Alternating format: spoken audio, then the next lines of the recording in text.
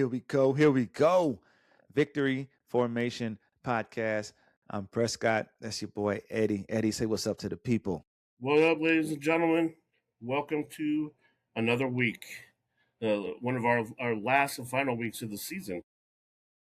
Yep, podcast is in full. Off season is in full swing. So the podcast covering the off season.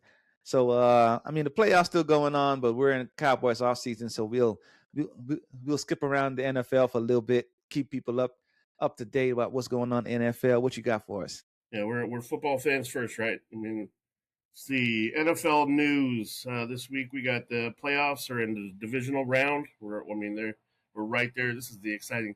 Last week, there've been such exciting games. I mean, it's coming down to like the very last throw of these games, and Aaron Rodgers' last throw of his career, and all of this. It was a really good watch this last week. How did you I enjoy think the it? Pats game was the only game that sucked.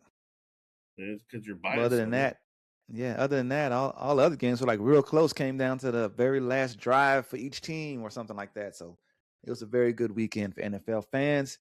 So we got on Saturday, we got Broncos versus Bills and 49ers versus Seahawks. Who you got? I got Broncos, and I think I picked the Niners. I'm gonna have to take a look at that. That's gonna be a iffy. It's in Seattle. Seattle hasn't played in 2 weeks. They're not overly a lot of their players haven't been to the playoffs, so I mean they don't have a lot of experience. Plus, what I read today was Darnold's a little beat up and is a little questionable right now. So yeah, coming into the playoffs, you don't want your quarterback to get that designation a couple days before you play. So I went the opposite. I think the Bills are gonna win, and I think the Seahawks are gonna win. Bills because I just think this is Allen's best chance. Like everybody's out who normally puts him out of the playoffs. Everybody's gone. Lamar Jackson's gone. Holmes is gone. It's like this is best chance. They have a record where they're the only team that's been to the playoffs 6 times in a row. They've been to the playoffs 6 years in a row and haven't made the Super Bowl once. Everybody that's done that has at least made the Super Bowl at least once in the 6 years in a row they've been. The Bills are the only team that hasn't done it. Well, and Josh is about. This is their best chance. He's about to run into that Bo Nix. Oh man! And I have the rise of Nix from on that team and from being a rookie last year is just insane, right? I mean, all the way to the playoffs to the number 1 seed. Man, it's crazy. It's exciting to see that. I think that's going to be a good rivalry right there.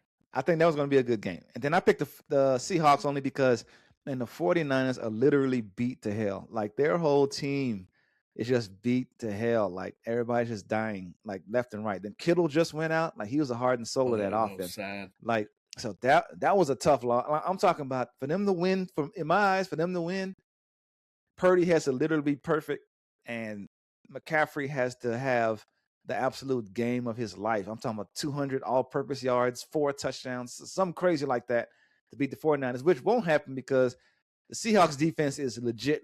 Like they're not a fad. They have a legit defense, and they have their guys. Like the 49ers is a legit defense, but they don't have their guys. So it's like they're iffy. You don't know who's going to show up for the game. I mean, you just hope those backups and those plumbers and garbage men decide, man, I'm gonna have the game of my life this week, and so we'll see. But I think it's gonna be Seattle playing defense for the Niners. Shit, yeah, for the Niners they are. I'm telling you, I mean, they have guys who they pull off the street and like, hey, come play football for us.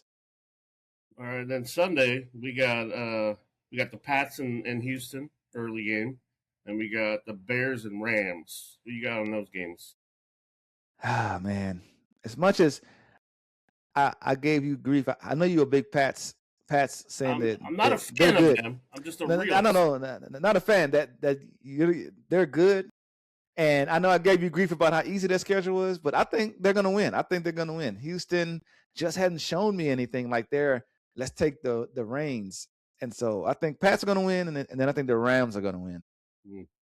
Well, I think we've been talking about the Pats for a little bit. I think it's just the momentum, the culture that they brought in. The coach knows how to win. The organization knows how to win. The fans expect to win. They've had 2 weeks to prepare for this Houston defense. I wouldn't put it by them for this to be a lower scoring game because both defenses are really good, right? I mean, it could be a 14-10 game going into the fourth. The Bears, I'm going to say Pats win. Bears, Rams, ooh, this is going to be a shootout here. I mean, I don't even know if a defense is going to play in this game. They just might run 7-on-7 offense. Fucking throw. It's going to be exciting. I picked the Bears to beat the Rams. I think this is the year that the Bears just kind of put it all together with Ben Johnson and these two running backs are really really hot right now.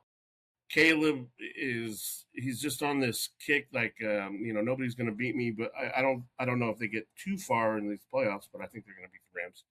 You just got to stop. You got to stop the Rams. Just have this two-headed running back that is the same running back. It is, yeah. And you don't get a break, man. You don't get a break at all. And then their receivers. I mean, you have you can't put three guys on Nakua, which is basically you have to if you think you can stop him. And then you have Devontae. I mean, he's going to be a Hall of Famer, and he's like the third option on this offense. He is. It's insane. Even the tight ends are. It's a tight end they got that's ahead of him. It's crazy. But that's going to be. I think that's going to be a shootout, and I think the Bears. I'm ready, man. As an NFL fan, as a fan of the NFL, I think this is a good slate of games. I don't think it's anybody who doesn't deserve to be here. I'm glad about that. Like I'm glad it wasn't a game where like some terrible team that snuck into the playoffs and then like the team they played lost their quarterback and then they won the game because some fluke. Like all these teams deserve to be here. There wasn't a Cowboys Green Bay game where Green Bay was up 41 and going. Yeah, exactly.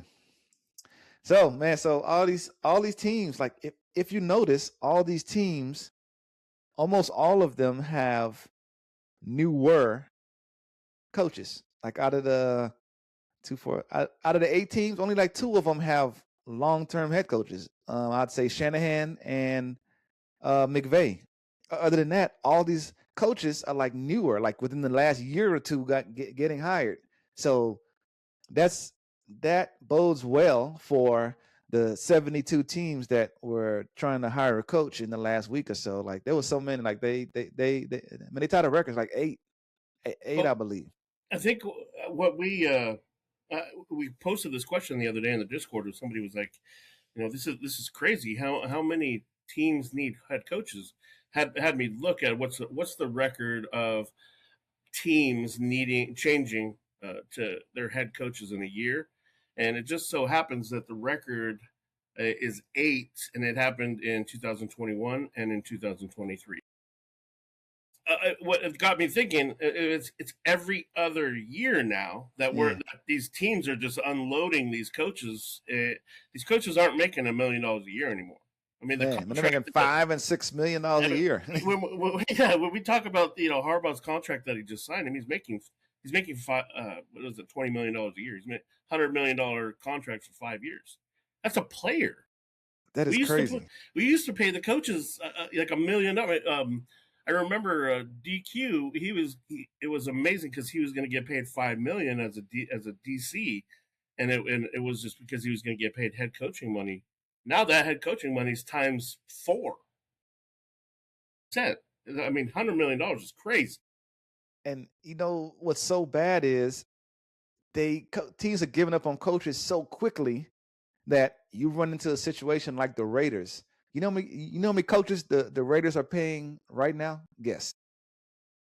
How many head coaches? I mean, how many coaches they're paying that aren't coaching on the team? Let me put it that way. I'm going to go 3. Are they still playing 3? Antonio, him, 3, 4, and 5. Are they still paying Gruden? Yes. They're paying Pete, but they're paying Pete Carroll $16 million. Antonio Pierce is getting paid $8 million. I don't know if you remember Josh McDaniels, the Yes. offensive coordinator. He's getting paid $10 million.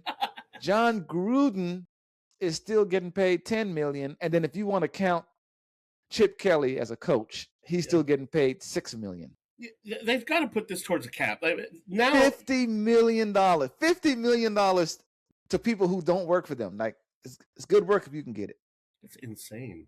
And that's not counting. And that's not counting the general managers they're paying. I mean, they're paying like 2 former general managers. Whatever they're and add all that up, and that's what they're paying Tom Brady. You gotta know that. You know, Tom Brady's gonna be making like $50 million a year and owning part of it. And you know, they probably wash his feet when he walks in there too. The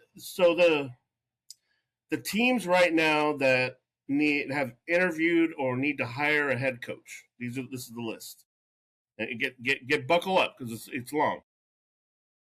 We got Giants. We got the Ravens, Raiders, Titans, Steelers, Falcons, Browns, Cardinals, and Dolphins. They all still need head coaches. Giants not so much anymore after the news of last night. Yeah, they hired Harbaugh, so he's going to be there. Which I'm feeling. I'm kind of not liking the move. Because Harbaugh's a pretty good coach in my eyes. He's a hard-nosed coach. He's going to make them tough. I'm excited to bring some excitement back to the NFC East. Yeah, they've been bottom dwellers. They've been bottom dwellers for a while. It literally has been every single year. You know, we're going to go 2-0 on the Giants. Yeah, well, like we pencil those in for wins. Dak had. I don't count this last game they played as a Dak loss because he only played like the first quarter and a half and then he left. So I don't count that as a loss. So before this final game of the season, he hadn't lost him since their rookie year. He lost 2 times his rookie year and then he went like 14-0. This last one was like when people were like, oh, we're gonna lose the record. You know, and I was like, fuck, this. It feels like a preseason game. Like why should we keep our starters in? So far that's the only coaches that hire has been Giants for Harbaugh. Everybody's still looking around. If you did the math, or if you counted while I was reading them out, this is going to be the record. This is 9 teams. It's 9 now. Yeah. Not stating that in any other teams because I mean like I don't know if anybody's seen it, but I think Harbaugh. Not Harbaugh. Shanahan's on the hot seat right now too a little bit. Any of these other teams that get blown out in this division game, I don't know. Bowles was too, but they decided to keep him. I know it could be. I mean, these owners and these teams just make rash decisions. Yeah. But the one surprise was since we talked last, Mike Tomlin resigned, so he wasn't on the list last week, and we didn't think they were gonna. I didn't think they were gonna fire him because the Steelers don't fire head coaches, but he stepped away, kind of like what Sean Payton did with the Saints a few years ago. They didn't fire him. He just stepped away. So if, he takes a year off, decides to do the TV thing and decides, hey, next year I got that coaching itch, then someone's going to have to trade for him. He just can't sign with somebody. So he's going to have to go to Sean Payton route, and they got like a first and a third for him or something like that. 2 first rounders. Going down that rabbit hole, I think the first coach that was traded for anything was Gruden back in the I remember that. I can't believe this guy's getting traded. Like they're talking like money compensation for a coach that's in. I remember when that happened. I'm like, I didn't even know you could trade coaches. But yeah. And I think what was kind of crazy was the Steelers owner didn't even know. Like we're all kind of surprised about it. He was like, I thought we were going to left for another year. He's like, I was getting set up for it, and this was just. It's like these coaches get up there in front of the press right after a really like a loss. It's emotional, and they ask those questions. A lot of the coaches are like, I'm not going to make an emotional decision right now. We'll talk about this later. I think Tomlin. I think he knew this from a long time. I think he knew. Just like with Rodgers. Rodgers knew he wasn't going to come. Even if they won, even if we went all the way through playoffs and he won a Super Bowl, Rodgers isn't coming back. He's done. And it was a good run by him. He never had a losing season. That's a pretty good record. He remember. I just will always remember the build up of that Jets season, all off season, and then the first play of the of his comeback, tears his Achilles. That was just like man, that's crazy. Aaron Rodgers. Yeah. So the only other small time news. What else you got? We got Washington announced that they're building a brand new stadium. I'll let you tell the viewers just how much Washington is willing to spend on this. Man, $4 billion American dollars they want to spend on this stadium. Now I've seen the picture. 4 million. 4 billion with a B. What the fuck? Yeah, 4 billion. Some countries don't even have that as their gross income. 4 billion. And I mean, it looks good. And I hope it's a dome. Like, I know a lot of purists don't like dome stadiums, but I hate when the weather starts to affect games. Like, especially if you're a team like from like Jacksonville that doesn't play in snowy weather. Now you got to go up to Buffalo and play in negative 20-degree weather in the snow. It does affect like your bids for Super Bowls and playoff games and stuff too. It does, yeah. But now Minnesota got one because they built their dome, stuff like that. Yep, very much so. And then check out those renderings because they're out there now, and you can take a look. It's very it's not the normal stadium when you take a look at it. Space aging. Yeah, space aging. And then the last thing that we really a couple things we want to talk about. Dolphins owner was offered, somebody offered him some money for the team. It wasn't for sale, but pretty fucking a big amount for the $15 billion for the Dolphins. If the Dolphins going for 15, that means the Cowboys going for 30. Cowboys are going for 330. If that's the case, that's seriously insane. That's crazy money. Yeah, that's like unreal. Like nowadays, things. You go to the grocery store and you're like, "Excuse me, how much did I just pay? You just asked me for how much?" Okay, I only got 4 things. And then the last thing was pretty surprising too, which doesn't happen very often. These teams pretty much know what's going to happen in the first couple picks as they talk and stuff. The Jets were ready to draft their next quarterback, and he decided, "Hey, I'm going to come back to school. I'm not taking the pay cut to go play in the NFL. I'm going to go back to Oregon." So I think he saw it and was like, "I'm sorry, play for who? The Jets? Yeah, I'll go back to school. I'm good. I'm good." Oh, it's fun. The Jets are like, the funny thing is, I've seen some memes, and the Jets are like, the funny thing is, they're like, if you don't like us when we're 3-13. This year, don't come back to us when we're 3-13 next year. When we draft you next year, like we're just gonna tank and draft you next year to show you. They're like, we're just gonna play Justin Fields all year just so that we can pick you next year. We're gonna draft you again anyway.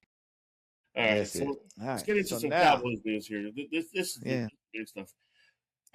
So of course we're in our for anybody who's been on the rock or you went to a retreat in the Amazon and you don't have internet. Are you in Cancun with the Eagles right now? We're looking for a defensive coordinator, and we've got a few people that like last week. If you want to show, we broke down six people, and we decided gave their pros, cons, what they would bring to the table. And what's crazy is we're going to go deep dive on 2 people. One of them is a new person who wasn't even on the list last week that kind of reared his head and he was like, he's an option. Cowboys the Cowboys are doing their due diligence this year, man. Usually they are like Jerry's going to bring in a couple of his good old boys from the NFL back in the day, and then maybe we'll throw in a Rooney it's some Rooney coordinator, but everybody's like in their 30s or 40s, so at least we're trending in the right direction. And we're not bringing back Rod Marinelli, 87 years old. Shit. And what I'm really liking is that not only is the front office kind of, I don't want to say that they're stepping back, but it does look like Shoddy does have a lot of decision making in what he's bringing, because he brought the culture. Jerry kind of is letting him do some of the grocery shopping, not with the players, but if you're going to bring someone to the staff and you're going to be working with them, And I'm not going to bring somebody that I really liked over, and it might not work too Yeah, well. I I mean, it like it. happened with Let the Eagles. let the football people make the football decisions. I like it. Now, Absolutely. if we need, like, are we going to switch from Pepsi being our major sponsor to Coke? Yeah, let Jerry make those decisions. But when it comes to football people, let our coaches and football people make the decisions. So the Absolutely. two names we're looking at is Christian Parker.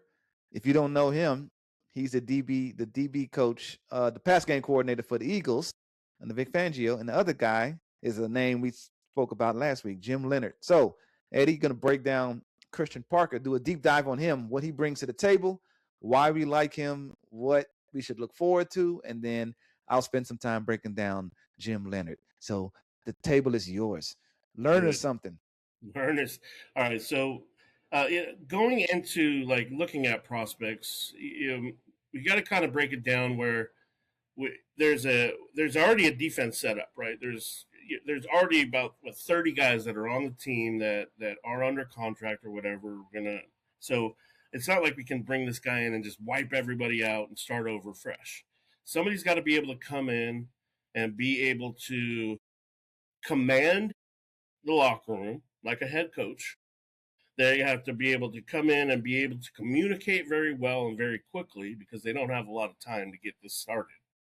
And then they also have to be able to be, I believe, on the same level as I can sit with the owner, but I can also go sit with the third string DB at lunch. Right? Yeah. There, some people just can't do that. You can't. I mean, I'm just too big to go sit in there and learn from somebody. And I'm going to get into that with how he works and what his philosophy is like. But let's jump into it. His name is Christian Parker. He's been coaching for a while since 2019. He was a college football player from Richmond. He was a DB in college, pretty good. He had a cup of coffee in the NFL, nothing big. He started coaching it with the Packers in 2019 and 20. He got brought over to the Broncos. I think that's where he kind of matched up with Fangio in 21-23, and then moved over to Philly with Fangio, and is now presently with them. His the fact that he is a Fangio guy is exciting to me because that whole philosophy. I mean, it's almost like an offense where the Shanahan offense is coming. The Fangio defense is something that you're looking for. So, all right. So Christian Parker, he's a Fangio guy. His his uh, philosophy. I'm going to break it down in a couple points. His first point is be authentic as a coach and as a human. What he says is players can sense fake from day one right away. And I don't know if you saw that clip of like Stefanski trying to talk in the locker room and players behind him are giving him side eyes and stuff like that. That's the Yeah. kind of thing that you lose locker rooms really quick if you try to be so too rah or too fake about this, or yeah, you're a badass. When players don't buy into it, they can sense it right away, and you lost them. So I mean, that's a number one thing that he goes for. Second is always take notes. Always, whatever you're doing, I take notes. I don't care if you have a piece of paper, you write it down, you have something in your hand, type it. You have to have notes. It helps with organization. It also helps with observation. It's a big thing, and it is going back and kind of looking back at your own what you've done and evaluate self-evaluation. What he does is he likes to reference and hold people accountable by this because he can pull out his notes and say, you know what, no, you said this, so what is it, right? So you don't have to rely on memory so much, was what he said. The third point is that he's not just a teacher, but he's also a student. He's what he doesn't like to override opinions, and I've never heard that phrase, which I'm going to start using it a lot because I think I override opinions a lot. Like, no, your opinion's wrong because my opinion is this. You know what I mean? He doesn't do that. He's going to take somebody's opinion or what's going on, and he's going to try and meld it into what actually is really happening. And then he likes to learn from his colleagues and players. I said this earlier: is that we need somebody that's going to be able to go sit up in that owner's box, or go sit down with that that third string cornerback in the corner of the locker room, and be able to do the same communication. His fourth point is no one size fits all players. The communication is, I mean, he treats everyone fairly. You have to be able to treat everyone fairly because, I mean, we're all adults. You have to have respect, but you don't treat everyone the same either. Like there's levels to this, right? Some things, some players like to be challenged, or they can be challenged in front of other people. Some people you have to go take them one-on-one and kind of break it down because it doesn't work well that way. And all this is going to do is it's going to lead to bigger and better leadership in the locker room, right? When people are being held accountable and they're being called out in front of people, I think that's going to lead to more understanding and better leadership, and no side eyes and bullshit like that. And then finally, the last thing is he is a big thing of show your work. I don't know if you remember this. You had that one teacher in math where you're like, man, I hate it. Oh, I hated and that. they're like, hey, you know what? I taught you all this. Just show me how you got it, which makes sense to us now as adults. Yeah, But as kids, they're I like, hated because that it in was more school. work, right?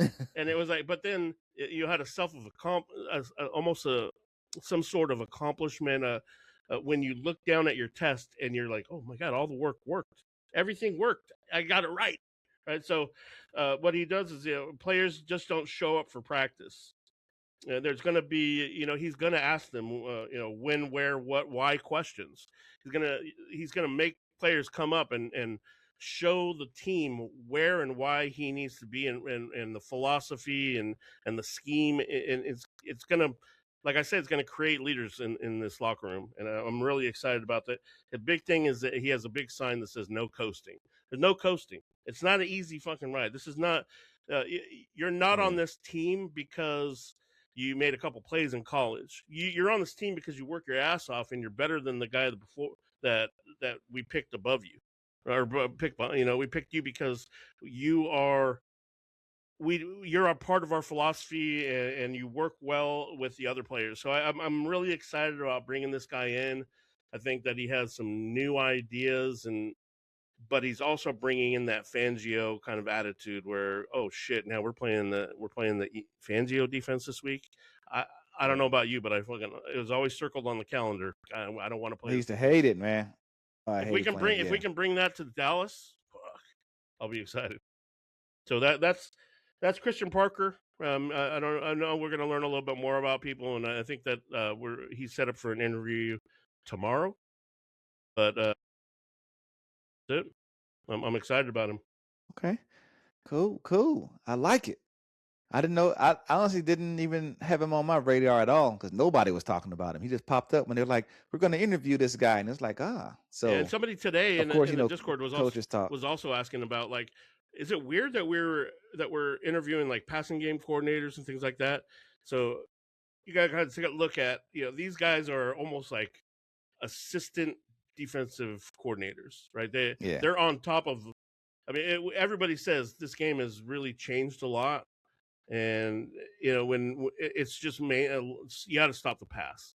And these guys have their hands in a lot of things, and no more retreads. Yeah. So let's take a look at Jim Let's Boy, do it. James Leonhard. So for a long time he was he played 10, 11 years in NFL, but then his coaching he started at Wisconsin. So he was there for a while, and then he ended up going to being a football analyst for Illinois for some reason. But he only did that for one season. After he left, like he coached at Wisconsin for like, he was like an interim coach. When they fired the coach, he took over, but then he never became like the full-time coach.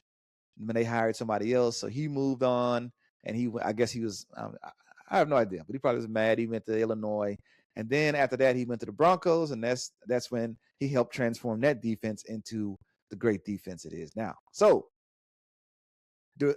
If you're a fan and you're like, well, why should I be excited about Jim Leonhard? What's he going to do to our defense to make us at least even an average defense, let alone, because Broncos have a top 5 defense. But what is he going to do to help us to be a even average defense? So what I like about him is he is similar to Eberflus, not in a bad way, in the good way where he upgrades your zone DNA. Like we remember Eberflus built our team to be a zone team. He upgrades your zone DNA without blowing it up. So he's not going to come in and be like a Rex Ryan who's like, okay, it's all pressure, it's all blitzes. We need sticky man corners. We need these type of players. Now we don't have to go out and turn over the whole defense. We have players that already have the principles of what he wants to do. So like and what's difference between him and Flus is he has a more what they call like a more like a newer modern zone defense. Let me put it that way. It's a modern zone defense. He learned it at Wisconsin, and that's what they do in Denver right now. So they have things called pattern matching principles. They have disguising late. Like one thing that Flus did was, this is our defense. We have it. Keep everything in front of us. We don't give up big plays. We have the dreaded sentence, the bend but don't break, and that's what we do. But he has stuff like, it's kind of like that, except he disguises stuff. He has principles where he can switch from zone to man depending on what the offense gives it. It's not one of those, we do what we do regardless of what you do. They can look at it and change. So you don't lose the identity of like a sound zone defense. You just but you stop it from being like predictable and passive. Like we were very predictable last year. We were very passive last year. There were times when 3rd down and 4, our guys are playing 7-8 yards off the ball. So it's like, that's very passive, very predictable. So it's like you're not buying a risky scheme revolution. It's like you're buying a zone defense, but it actually has teeth to where it bites into you and it actually hurts. Mm-hmm. So like I said earlier, the number one thing that hurt us was we had this bend but don't break. That was the one thing they said when Flus first got hired on. Oh, he has a bend but don't break. He doesn't give up big plays, and he's good. But ours became a bend until we broke. Like we bent, and then we eventually broke. It only works if you don't break. The bend but don't break only works if you don't break. But we consistently broke every single quarter. Yep. So a lot of if you're in that zone defense, they're not bad because they give up big plays.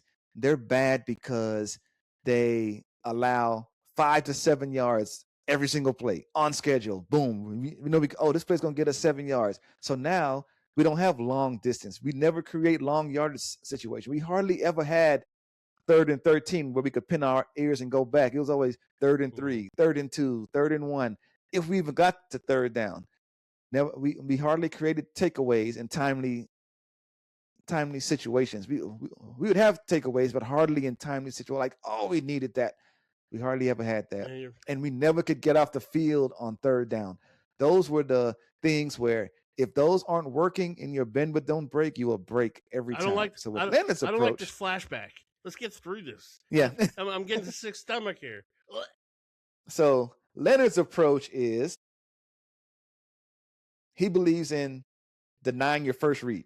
A lot of coaches now, a lot of quarterbacks now, they really don't go through progressions. And a lot of people think I hate on Hurts. I don't hate on Hurts. I just don't think he's elite. Like the one year where he was voted the 3rd best player in the NFL, he was not the 3rd best player in the NFL. He wasn't even in the top 50. So I don't think he's terrible. I just don't think he's as good as a lot of their fans think they are. But so a lot of quarterbacks, and I don't know if you saw the clip of Cole's Cash Kirk Cousins, when he broke down progressions and what he has to do to read offenses. A lot of quarterbacks can't do that. That can do it. But what Leonhard is good at is taking away quarterbacks' first read. So that quick passing game, he takes that away. He makes them which takes away, which keeps them in the pocket longer, which lets our pass rush gets home. He's a big fan of simulated pressures. So he creates pressure without like before. Normally, if you blitzing, you're like, all right, all out blitz, zero coverage. We're sending everybody, so your man better stick. We can't get beat or it's gone. He does what's called simulated pressure, where it makes it looks like he's sending pressure, except he still has the 7 and 8 people back. I'm sorry, like 6 and 7 people back in coverage to clog up lanes. Can I add He has more. one little thing to that? Yeah, go. Yeah, Yeah. what's exciting when you bring that up, I mean, I can only get so hard. What I read about with him on that is that the simulated pressures, what that does to quarterbacks right away is it's just like anything that they learned from Pop Warner and up. The you don't throw it late down the middle. That's the number one rule. And the second rule is if you feel pressure, that's where you're going to go right away. The hot receiver is going to replace where the linebackers or DBs are blitzing from, right? So if you can read the cornerback is kind of creeping up or this outside linebacker is going to be blitzing, your receivers should be changing up their route to get to where that linebacker just replace the linebacker. He's gone. That's going to be right open. But what he does, his mentality is, I'm going to make you think this guy's blitzing so that when he fakes the blitz and you go to hit that receiver, this other guy is getting pulled and he's right there for the interception. This is a scary defense because what it does is it's almost like being in a haunted house. You don't know what's around the corner. And that's what's scary about it. Exactly. That's why you go to haunted houses. It's not because you want to go face to face with somebody that's scary. It's that feeling of, I don't know what's behind that corner. And that's what's happening in Denver. And that's what's happening in with these newfangled defenses, is that they're scaring these offensive coordinators now. So let's bring that motherfucker in. Let's do this. The best thing about him, the best thing that got my nipples hard about this guy is his plan on third down. So I'm ready for this. Instead of our guy Eberflus, he would just call zone and rally, like call zone. It's 3rd and 7. Make sure they don't get 7 yards. Rally to the ball, tackle them, get off the field on 4th down. But it hardly ever worked. But this guy, he has a plan on 3rd down and to where it helps. Because it helps reduce points. Give the offense the ball again. If we had more possessions on offense, we're going to score more points. Our offense is prolific. He's a secondary mastermind. So what bad defenses typically have is exactly what we had. Corners playing soft and scared. Safeties who are late or indecisive.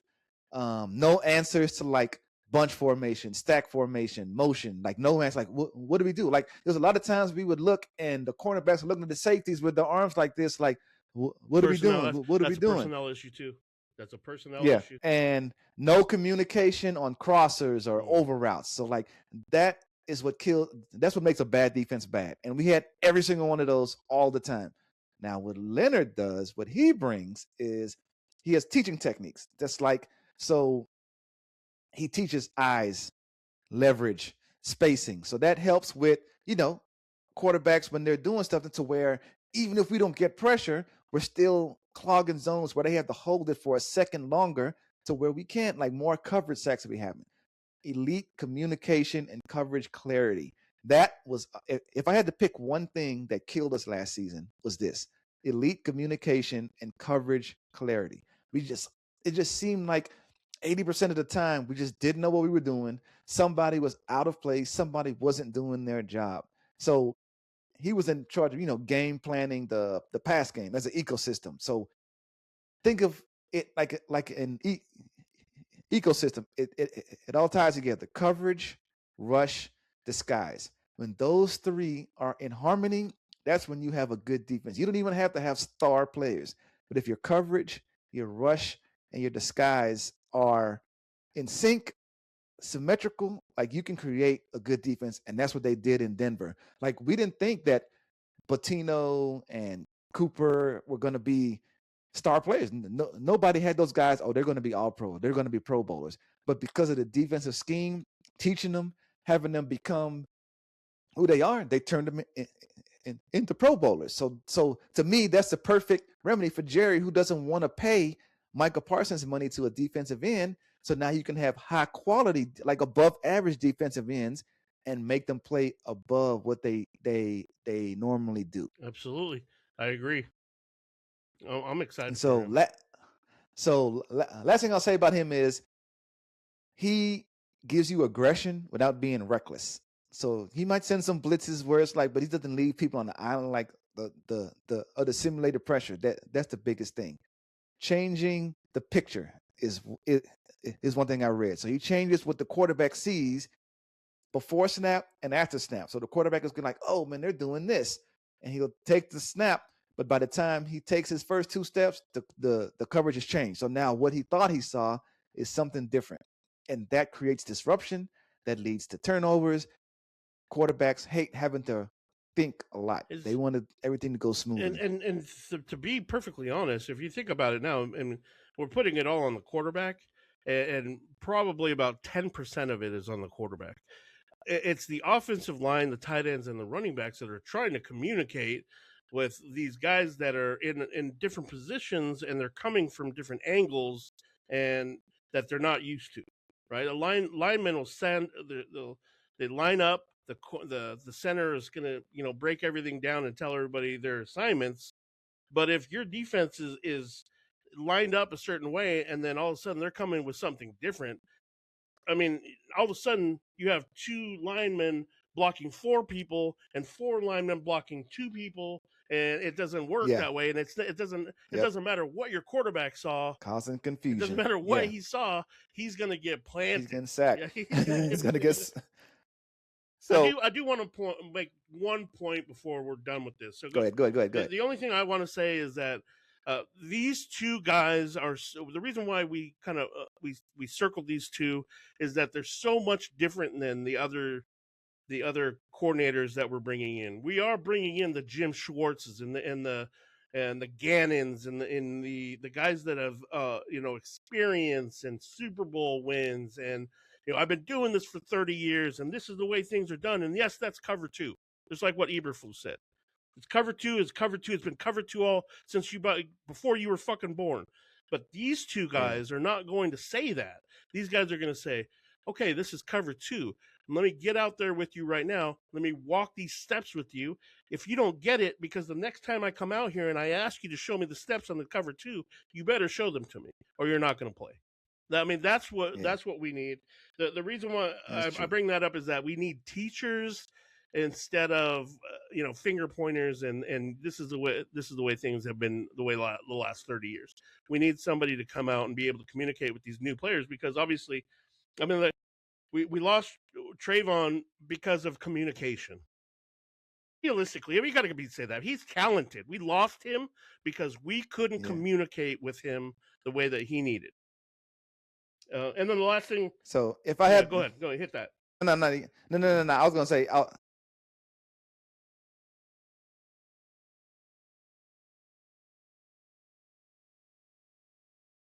one that should change for us.